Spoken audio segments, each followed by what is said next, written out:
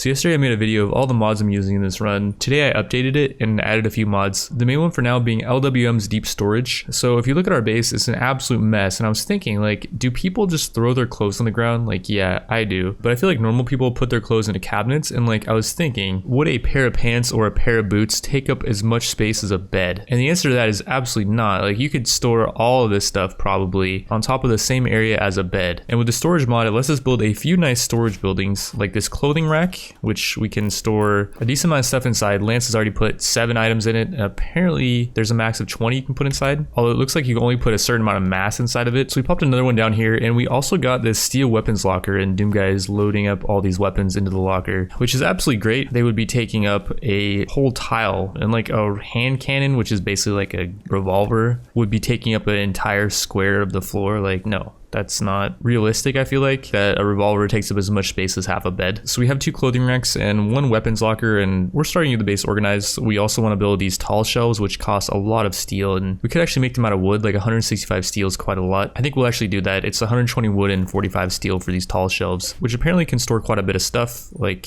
I'm hoping a lot of these furs and just the rest of the random stuff we have lying around. In the last episode, we picked up this ancient soldier blue, and I was thinking, like, I don't really know if we need her 12 planting animals, because Hakuja is already really good at planting. Since I feel like we don't really need her, we're not going to keep her around, as on this run, I'm going to try to only keep her on colonists that we need. First of all, we're going to strip blue. She had a bunch of nice gear. And like, Doomguy can wear these marine gloves as far as I know, and those increases shooting accuracy ever so slightly. There are also some marine boots lying around the base, and okay, Lily has our marine boots, and she has the Architect shield belt. We're going to have her drop those. Doomguy put the marine boots on, and the marine boots do increase his movement speed ever so slightly as well. To start this episode off, we're going to clean up the base even more, and we're going to go on a couple trade missions.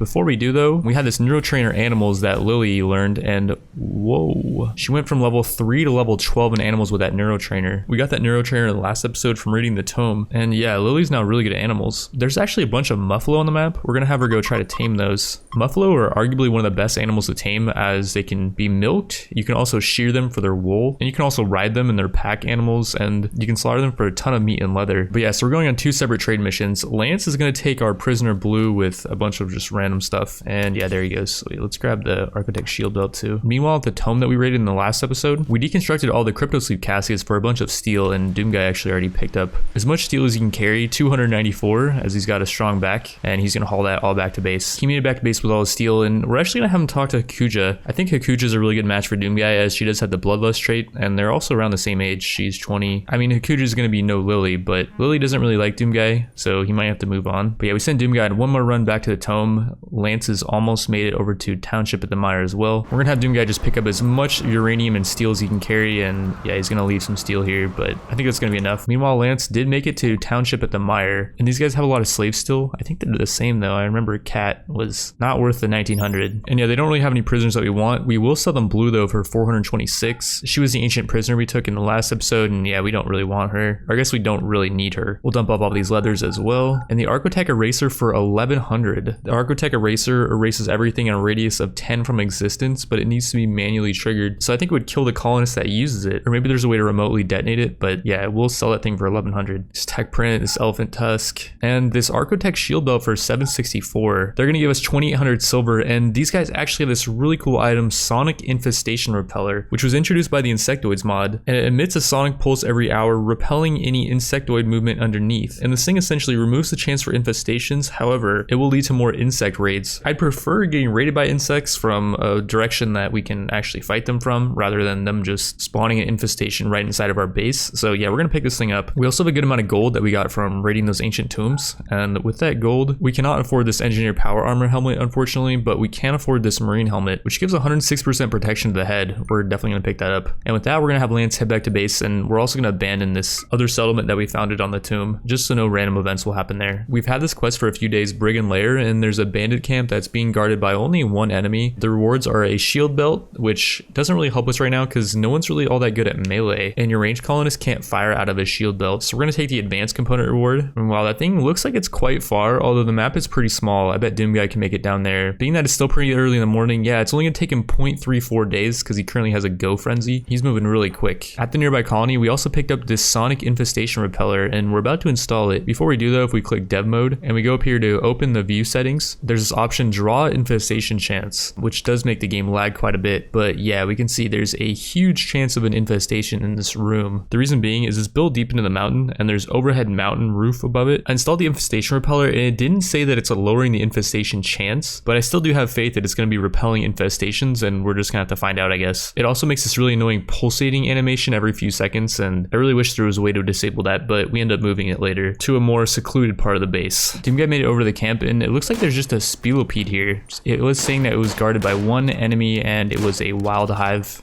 enemy. So yeah, it's just a spelopede. This is one of the earlier quests though, so yeah, it's not like every quest is going to be this easy. But yeah, we'll climb this base and there's a bedroll inside, a normal one, we'll take it. The bedroll Doomguy is currently using is awful. Some pemmican, and what's inside the third room, just some more pemmican. And actually it's nighttime, so we'll just let Doomguy sleep in this room. It's actually got a passive cooler inside too. We move the infestation repeller down here and the animation is much less annoying when it's down here. I hope it's actually doing something and we're not going to get infestation in this room, which wouldn't be that bad, I guess. There's just a dude sleeping in this crypto sleep casket and he would get a rude awakening. I forget who's even in here, by the way. We should check his stats. Oh yeah, it's Valentine, who had a major infection in his right shoulder. It's at 50% and his immunity's at 44. He's gonna definitely survive, but yeah, the dude's not that good. He's only good at construction. Back in the crypto sleep casket with you. Meanwhile, Doomguy made it back to base from his quest, and we sent him west to explore one of the infested settlements, and it got destroyed instantly. We got a bunch of relation with other factions, but yeah, we're at this hive now, and there's a ton of insects that are fighting each other. This is really weird. There's two insect factions, the Jagged Hive and the Terrifying Hive here, and I don't know if that's something that's intended, but yeah, in the middle over here there's the Insectoid Queen, by the way, and she's spawning larvae every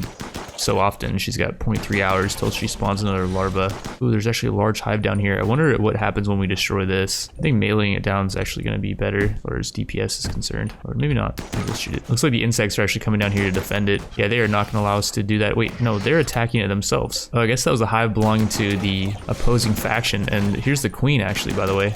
And they destroyed the hive, outpopped 15 royal insect jelly. They have no range, so like it's going to be a process, but we eventually can take them down. Or maybe actually we won't even focus on doing that. Maybe we'll just grab as much stuff as we can, because there's a lot of stuff here before it all starts to go bad. And I'm hoping there's some genomes here.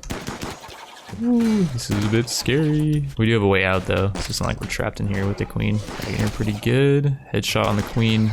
She is tanky though. Maybe she'll drop some genomes. I'm not really sure how that whole thing works. It makes sense though, maybe. Like maybe if you butcher her, you get some genomes. I don't know. We're tagging her really good. And we knocked her. She's gonna bleed out in 9 hours, and we're gonna just, in the meantime, grab this gold. There's actually a couple doors that are going into the mountain, and whoa, there's a secret area back here. Holy cow, there's a lot of stuff in here actually. A bunch more herbal medicine, some insect jelly. Looks like that's as far as it goes though. And a bunch of devil strand bedrolls. What happens if we deconstruct a devil strand bedroll? Do we get devil strand out of it? Yeah, we get 30 devil strand out of each bedroll. That's really good. We're gonna deconstruct all those. We made the butcher table, and we're gonna have Doomguy try to butcher up the queen. I think this megapede might stop us though. Ah, crap. Alright, we killed the megapede, and we were butchering the queen for some chitin and insect jelly and a bunch of insect meat. And let's go over here. Anything in this room? Oh yeah, some royal jelly. We can pick up the royal jelly. It does not weigh much. And here, there's nothing. Oh, there's an excellent bird skin bedroll in here. There's some more random goods. Let's drop a bunch of this uranium. It's 50 kg weight. And then like there's some plasteel in here, some gold, some silver. And that's gonna be it for this settlement. Let's actually grab as many of these smoke leak leaves that we can carry, and we're not gonna grab the hops because I don't think we can brew beer yet. And I believe if we leave, we'll instantly destroy the settlement. Yeah, he was able to instantly leave. And with that, Doomguy's gonna head right back to base. We somehow got enough wood to make these storage shelves. We actually built an extra bunker, and there were a few trees in the way, so they chopped down some of those trees, and that was apparently enough wood, so that we were able to make these tall shelves, which is perfect timing because Doomguy has quite a few things that he needs to store. He actually just put a bunch of the herbal medicine in this medicine cabinet. We now got a bunch of different types of medicine in here, and now he's gonna start loading just a bunch of random stuff in these shelves. It says this shelf can only take 8 stacks of stuff, which that would kind of suck because it took a lot of wood. Yeah, I think it can only take 8 stacks.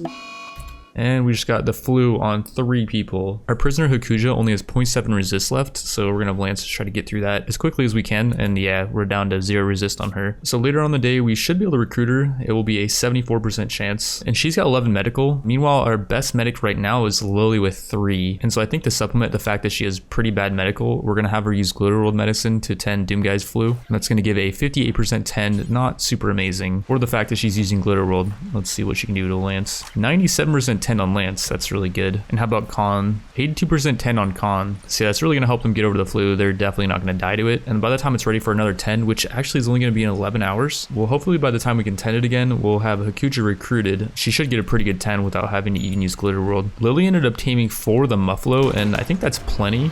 And so we're actually going to have Doomguy just go on yep, they all revenged.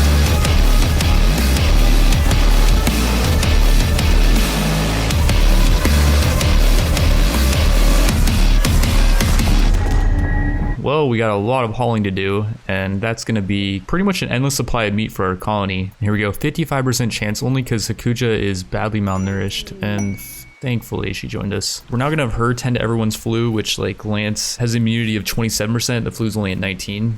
So he's definitely good. And that was a 100% 10. How about Doomguy? 100% 10 on Doomguy as well. Do we even need to use that really good medicine? Like, let's try just using Herbal on Con. 45% 10 only on Con. But that's okay. His immunity's at 30 and his flu's only at 22%. So he's not going to die to it or anything. No, Lance and Lily are now lovers. This is a disaster. Well, I guess Lance and Lily do have a lot in common. Like, they're both ancients. And unfortunately, Lance was the one that recruited Lily. And man, Doomguy was actually doing pretty good. Like, he is in the friend zone, but I don't know, maybe it's not hopeless. Like, they're lovers. They're not getting married yet, though, or anything. We will have to build them a double bed, though, so they can sleep together. And it's going to be painful for Doomguy to witness this, but it's actually pretty good for Lily, at least, because she's always on the verge of having a mental breakdown. And she actually has this slept in the cold moodlet. It's actually cold outside. It's 51. By the way, I installed a mod that shows Celsius as well. But yeah, it looks like we're gonna have to build a heater in here. See what kind of quality double bed Lily can make. A good one. Hey, that's really pretty lucky. There's only a 20% chance it's good, 50% chance it's normal, and 24% chance it's poor with her 6 construction skill. So yeah, we got the 1 in 5 roll there. It looks like Lance won't have to sleep in the living room anymore. And Lily's mood is gonna be a lot better, especially when they, oh, I can't even think about it, what they're gonna do. Oh no. No, Doomguy. Okay, they're not doing anything yet. Maybe they're just friendly lovers or something. Like, nothing happened, so there's still hope for Doomguy. So in RimWorld, people will only have one partner, and I was thinking that's not really realistic. And so I decided to install this psychology mod, which gives everyone different psychology traits. And Lily's actually really high on the Kinsey rating. A 3, as far as I know, means she's basically just as into guys as she's into girls. Doomguy's 2, apparently. And Lance is 2, Khan is 1. He's pretty much only into girls for the most part, and Hakuja is extremely only into guys. She's got a 0 Kinsey rating. Things are about to get a little bit weird though, because we found out that Lily is apparently a lecher. She will hit on anyone that she desires with no regards for the consequences. It turns out that she also is polyamorous. She does not see a problem with having multiple partners, and she's gonna be less happy in a restraining monogamous relationship. And since she's in a monogamous relationship, she gets a -3 moodlet. She still gets a +7 for having Lance her lover. But yeah, I'm not really sure how this whole thing is going to unfold. We will be finding out in the next episode. I want to thank you all for watching, and I will see you in the next one.